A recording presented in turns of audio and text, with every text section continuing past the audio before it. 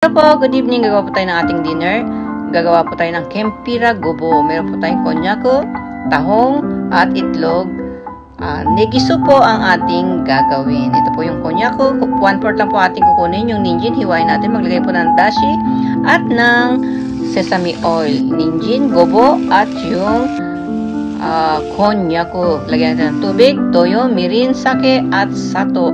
Lagyan din po natin siya ng sesame seed and sili. Ayan. Batin po natin itlog at lagay po natin sa ating negi soup po ang ating soup ngayon. Ito na po yung ating kempira. Gagawa po tayo ng ating tahong. Lagyan po natin siya ng sibuyas at ng luya.